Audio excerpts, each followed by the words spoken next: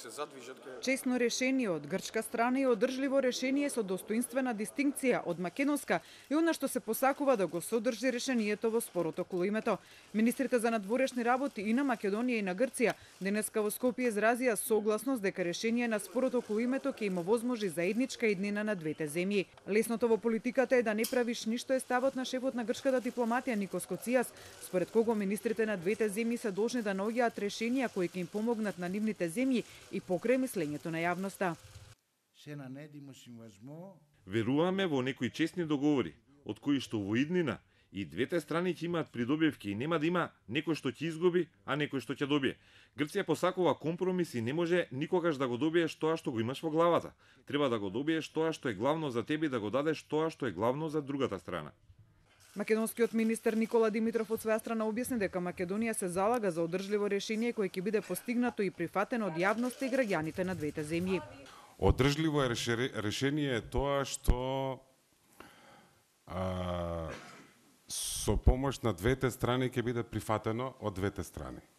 И од јавноста, и од граѓаните. Наше е да дојдеме до точка каде што ќе бидеме спремни тоа да го отвориме и да го понудиме и да го браниме. И одржливо решение според мене е тоа што на двете страни ќе овозможи напред и прифатливост. Коцијас и Димитров денеска разменија и мислења за нацрт спогодбите кои неодамна меѓусебно си ги разменија двете земји, а во кои се содржани нивните позиции во преговорите. За тоа дали ќе ги забави преговорите тоа што наместо еден документ на преговарачката маса сега има 3 документи, нацрт спогодбите плюс предлогот од Метју Нимиц, шефот на грчката дипломатија рече дека текстовите се прават за да се разјаснат позициите и предлозите на двете страни. Сигурно на крајот ќе направиме еден единствен текст. Во голем степен сме договорени што сакаме за еднината.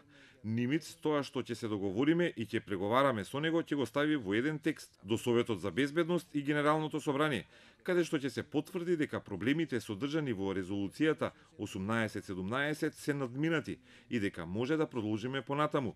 Што ќе биде тоа понатаму, ќе се договориме. Ни Коцијас ни Димитров не кажа дали и по кои прашања трите документи се совпаѓаат. И покрај позитивниот пристап и желбата која искажаа двајцата министри за надминување на спорот денеска, нивните изјави сепак покажаа колку се уште постојат разлики во позициите меѓу двете страни за надминување на спорот.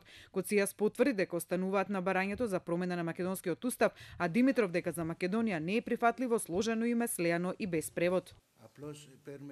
Не бараме повеќе гаранции. Едноставно го земаме предвид искуството што го имаме во Европската Унија со одлуките на уставни судови, кои што сметаат дека уставите остануваат над европското и меѓународното право. За уставната промена што ја бараме дискутираме и мислам дека е потребно да го разјасниме сето тоа и да видиме на крајот каде ќе завршиме. Не може да се каже дека сложено име со некаква одредница која што го содржи зборот Македонија, малку е тешко да се аргументира дека тоа е ако имаме еден збор.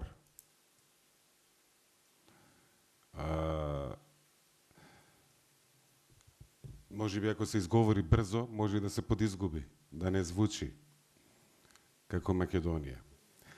Така што мислам дека е тоа тежок аргумент, тоа не е веројатно најдобриот правец.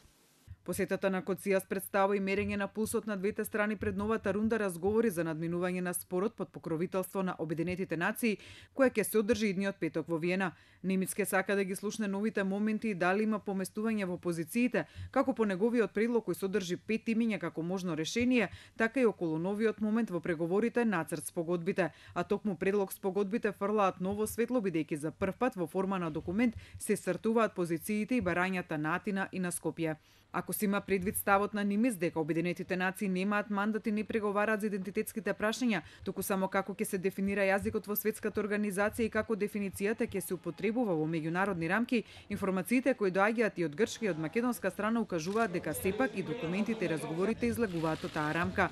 Грција за 2 месеци отворено кажува дека незината нацрт спогодба опфаќа 7 области кои се дел од преговорите, во кои освен името, опсегот на неговата употреба, кратенките ги регулира и идентитетот и јазикот. Од друга страна пак Заев за македонската нацрт спогодба изјави дека документот не реферира на името, употребата, широчината и идентитетските прашања, бидејќи како што рече, тие се уште се на маса за преговори. По идентитетските прашања кои по се изгледа се влезени во преговорите, следно такво прашање може да биде и грчкото барање за промена на македонскиот устав, за кој Нимиц досега не даде конкретен став, наведувајќи дека уставни експерти ќе решат дали има или нема потреба од уставни измени и дека е тоа правно прашање во државава.